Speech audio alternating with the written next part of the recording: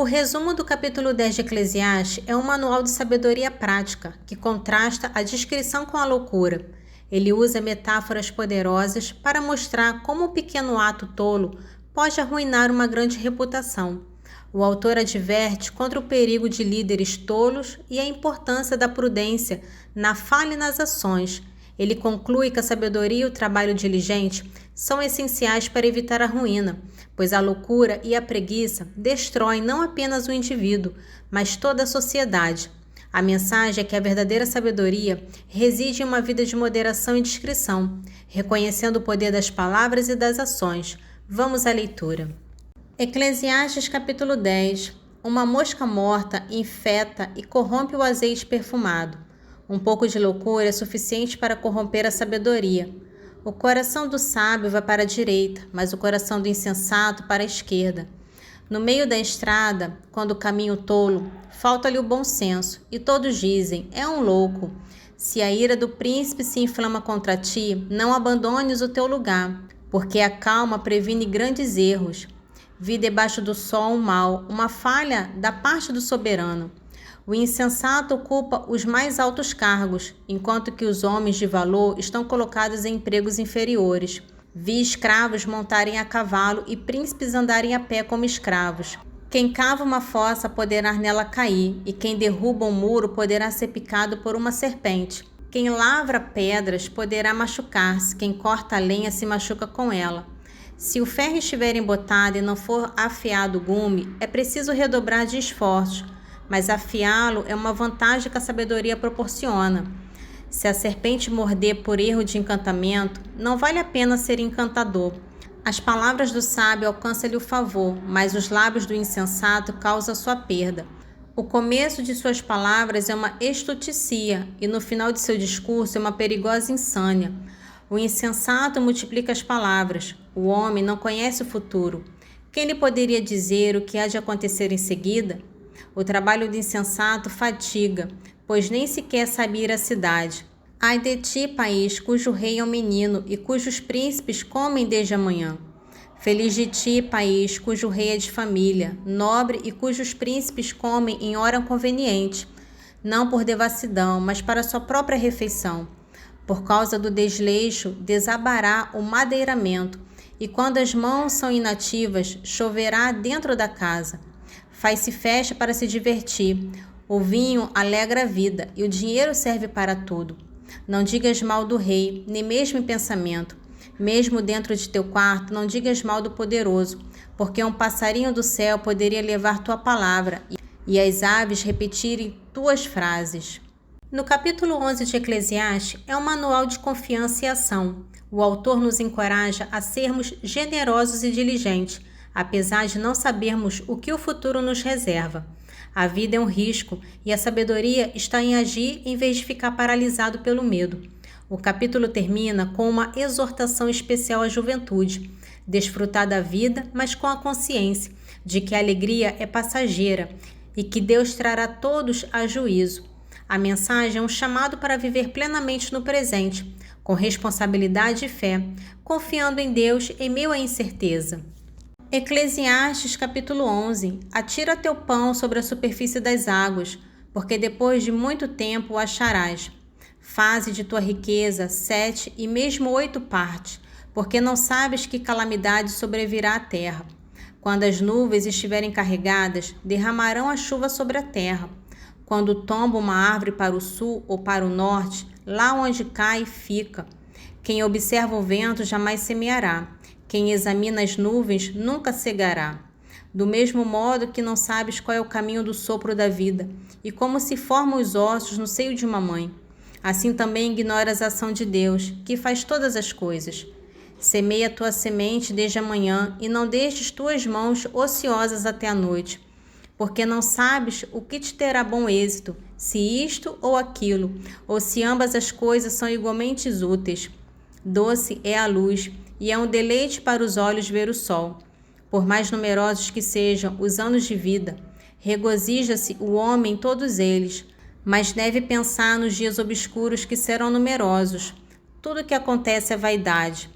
Jovem, rejubila-te na tua adolescência, e enquanto ainda és jovem, Entrega teu coração alegria. Anda nos caminhos de teu coração e segundo os olhares de teus olhos. Mas fica sabendo que de tudo isso Deus te fará prestar conta. Afasta a tristeza do teu coração e poupa o sofrimento a teu corpo, porque a juventude e a adolescência são passageiras. No capítulo 12 de Eclesiastes é a conclusão do livro. O autor começa com uma poderosa alegoria da velhice e da morte, chamando a todos para lembrar do Criador na juventude, antes que a fragilidade do corpo chegue.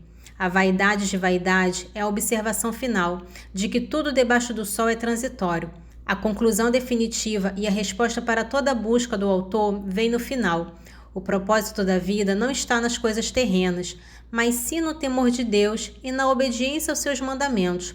O autor fecha o livro com a promessa de um juízo final que dá sentido a toda a vida e a todas as suas aparentes vaidades. Eclesiastes capítulo 12.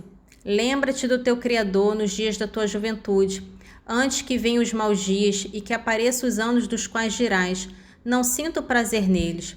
Antes que escureça o sol, a luz, a lua e as estrelas, e que a chuva sucedam as nuvens, anos nos quais tremem os guardas da casa, nos quais se curvam os homens robustos e param de moer as moleiras pouco numerosas, nos quais se escurecem aqueles que olham pelas janelas, nos quais se fecham para a rua os dois batentes da porta, nos quais se enfraquece o ruído do moinho, nos quais os homens se levantam ao canto do passarinho, nos quais se extingue o som da voz, nos quais se teme as subidas, nos quais se terão sobressaltos no caminho, nos quais a amendoeira branqueia, nos quais o gafanhoto engorda, nos quais a alcaparra perde a sua eficácia, porque o homem se encaminha para a morada eterna e os carpidores percorrem as ruas.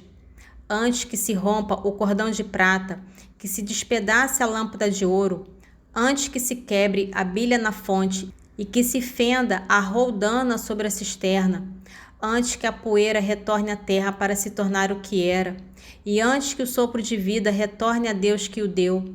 Fugacidade das fugacidades, diz o Eclesiastes, tudo é fugaz. Além de ser sábio, o Eclesiastes ensinou a ciência ao povo. Ele pesou, prescrutou e dispôs numerosas máximas. O Eclesiastes aplicou-se à procura de centenas agradáveis e a redigir com exatidão adágios verídicos. As palavras dos sábios são semelhantes a aguilhões e a sentenças reunidas em coleção. São parecidas às estacas plantadas, inspiradas por um só pastor. De resto, meu filho, quanto ao maior número de palavras que estas, fica sabendo que se podem multiplicar os livros a não mais acabar, e que muito estudo se torna uma fadiga para o corpo. Em conclusão, tudo bem entendido, teme a Deus e observa seus preceitos. É este o dever de todo homem. Deus fará prestar contas de tudo que está oculto, todo ato, seja ele bom ou mau. No capítulo 3 de Coríntios, é um dos trechos mais teologicamente ricos e profundos do Novo Testamento. Paulo continua a defender seu ministério, mas agora de forma teológica, constratando a antiga aliança, a lei de Moisés, com a nova aliança, o ministério do Espírito. Ele argumenta que a lei traz condenação e morte, enquanto o Evangelho traz vida e justiça. A mensagem central é a superioridade da nova aliança e a liberdade que ela oferece em Cristo. 2 Coríntios capítulo 3. Recomeçamos a fazer o nosso próprio elogio? Temos acaso, como alguns, necessidade de vos apresentar ou receber de vós cartas de recomendação? Vós mesmos sois a nossa carta, escrita em nossos corações, conhecida e lida por todos os homens. Não há dúvida de que vós sois uma carta de Cristo, redigida por nosso ministério e escrita, não com tinta, mas com o Espírito de Deus vivo, não em tábuas de pedra, mas em tábuas de carne, isto é, em vossos corações. Tal é a convicção que temos em Deus por Cristo. Não que sejamos capazes por nós mesmos de ter algum pensamento, como de nós mesmos. Nossa capacidade vem de Deus. Ele é que nos fez aptos para ser ministros da nova aliança. Não é da letra, e sim a do Espírito, porque a letra mata, mas o Espírito vivifica.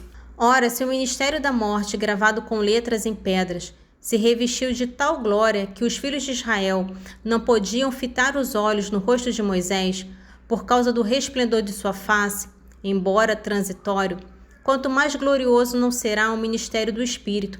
Se o ministério da condenação já foi glorioso, muito mais o há de sobrepujar em glória o ministério da justificação. Aliás, sobre esse aspecto e em comparação dessa glória, eminentemente superior, empalidece a glória do primeiro ministério. Se o transitório era glorioso, muito mais glorioso é o que permanece. Em posse de tal esperança, procedemos com total desassombro. Não fazemos como Moisés, que cobriu o rosto com um véu, para que os filhos de Israel não fixassem os olhos no fim daquilo que era transitório. Em consequência, a inteligência deles permaneceu obscurecida. Ainda agora, quando leem o Antigo Testamento, esse mesmo véu permanece abaixado, porque é só em Cristo que ele deve ser levantado. Por isso, até o dia de hoje, quando leem Moisés, um véu cobre-lhe o coração. Esse véu só será tirado quando se converter ao Senhor. Ora, o Senhor é Espírito, e onde está o Espírito do Senhor, aí a liberdade. Mas todos nós temos o rosto descoberto. Refletimos como num espelho a glória do Senhor, e nos vemos transformados nessa mesma imagem, sempre mais resplandecente pela ação do Espírito do Senhor. Nesse trecho do Salmo 92, é um hino poderoso que estabelece Deus como o eterno e inabalável Rei. Sua majestade e poder são incomparáveis, superando até mesmo as forças mais caóticas da natureza. A passagem conclui com a certeza de que as promessas de Deus são eternamente fiéis e que a sua presença é santa, oferecendo um refúgio de estabilidade em um mundo incerto. Salmo 92. O Senhor é rei e se revestiu de majestade. Ele se cingiu com um cinto de poder. A terra que com firmeza ele estabeleceu não será abalada. Desde toda a eternidade vosso trono é firme, e vós desde sempre existis. Elevam os rios, Senhor, elevam os rios a sua voz, e fazem eclodir o fragor de suas ondas. Porém, mais poderoso que a voz das grandes águas, mais poderoso que os vagalhões do mar, mais poderoso é o Senhor nas alturas do céu. Vossas promessas são sempre dignas de fé, e a vossa casa, Senhor, é santa na duração dos séculos. Nesse trecho do capítulo 10 de Eclesiástico, há profunda reflexão iniciada nos versículos anteriores, focando nas consequências do orgulho e na verdadeira natureza da humildade. Ben Sirac argumenta que o orgulho é a causa da ruína de grandes nações e indivíduos, enquanto a humildade é o verdadeiro caminho para a dignidade e a honra. Ele contrata a arrogância dos poderosos com a sabedoria dos humildes, mostrando que a verdadeira honra não está na riqueza ou no status, mas na retidão e no temor de Deus. Eclesiástico capítulo 10, dos versículos 11 ao 26. A duração de todo poder é breve. Uma doença prolongada cansa o médico. O médico atalha um breve mal-estar. Assim, um que hoje é rei, amanhã morrerá. Quando o homem está morto, nem por herança serpente, bichos e vermes. O início do orgulho no homem é renegar a Deus, pois seu coração se afasta daquele que o criou. Porque o princípio de todo pecado é o orgulho. Aquele que nele se compraz será coberto de maldições e acabará sendo por elas derrubado. Eis porque o Senhor desonrou a assembleia dos maus e os destruiu para sempre. Deus derrubou os tronos dos chefes orgulhosos e em lugar deles fez sentar homens pacíficos. Deus fez secar as raízes das nações arrogantes e implantou os humildes entre as mesmas nações. O Senhor destruiu as terras das nações e as arruinou até os alicerces. Destruiu muitas delas e exterminou-as, apagou a sua lembrança de sobre a terra. Deus apaga a memória dos orgulhosos, enquanto faz perdurar a dos humildes de coração. O orgulho não foi criado para os homens, nem a cólera para o sexo feminino. A raça do homem que teme a Deus será honrada. Será desonrado aquele que desprezar os preceitos do Senhor. Entre os seus irmãos, a homenagem é feita para aquele que os governa. Aqueles que temem a Deus serão honrados na presença do Senhor. Rico, nobre ou pobre, sua glória é o temor do Senhor. Não desprezes o homem justo, ainda que pobre. Não enalteças um pecador, ainda que rico. Glória ao Pai, ao Filho e ao Espírito Santo, assim como era no princípio, agora e sempre. Amém. Divino Espírito Santo, iluminai-nos, guiai-nos, dai-nos sabedoria e discernimento. Amém.